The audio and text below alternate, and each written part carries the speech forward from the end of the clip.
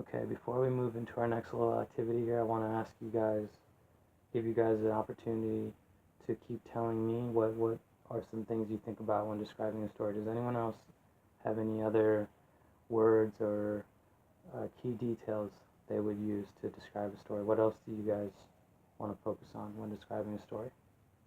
Okay, anybody? All right, sure. How about you, Susan? What can you say? How do you like to describe a story? We talked about characters and what's going on. What else do you like to focus on? Exactly, where. That is such a key part of a story, right? We like to know, where is the story taking place? Like, is it in a really cool beach, environment, like in Hawaii? Is it on some mountain, like here in Lake Tahoe? And it can be anywhere. And then that makes it a really fun story is when we can visualize where it's happening. We really like to know this as a reader. It's really important to us to really see the story take place. We have to know where it's happening. So that's a really, really key word. And I'm really glad you said that, Susan. Where? Where does the story take place? Like we said, it's a location. It can take place sometimes in multiple locations, right? Maybe a story starts in one place, goes to another place. But when we're reading a story and we're describing it, we really want to focus on who are the characters. So we really want to focus on who are the characters, what's going on, where is the story taking place. Is there anything else that you guys might mention about a story? So we've talked about this is really key stuff right here. This is definitely stuff we want to focus on. Is there anything else we might want to focus on when describing a story? Okay.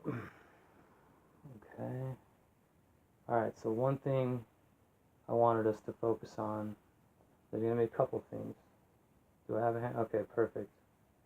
I was hoping somebody would raise their hand. This is great. Okay, so go ahead and give me your response, Raul. What can you say? What else do you like to focus on in a story? Okay, sure. All right. So you mentioned a key word, time. So you like to know what time the story is taking place. Is it taking place, like you said, right now? Can it take place in the past? Can it take place in the future? So you use the key word, time. Time. That's a really important word. So time, that tells us when a story takes place, right? We like to really know when a story takes place. Time. So I'm glad you guys are focusing on that. We really want to focus on these words. So we got some really key stuff already. Who are the main characters? What are they doing? Where is the story taking place? Where is the main character going?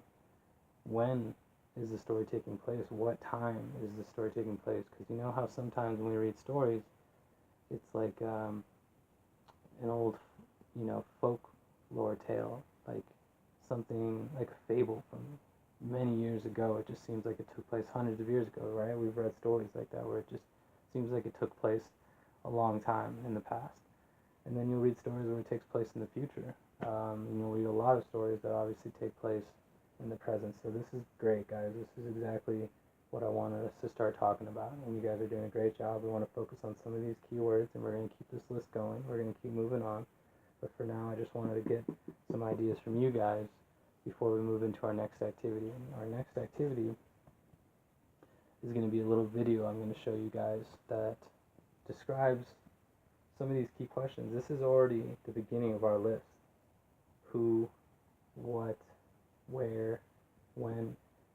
When I introduced this topic to you guys, activity, I said we're going to focus on a story that helps us look at key questions we ask ourselves to better understand a story. And you guys have already done a great job of kind of getting us there by mentioning characters, by mentioning time, by mentioning what are they doing. This is exactly what we're talking about. So we really want to focus on these key questions and remembering this list of questions in our head so that when it comes time to describing or writing about a story, we can have these questions all right there in our mind right away to go and focus on. It's going to help us describe a story. So I'm glad you guys can do that.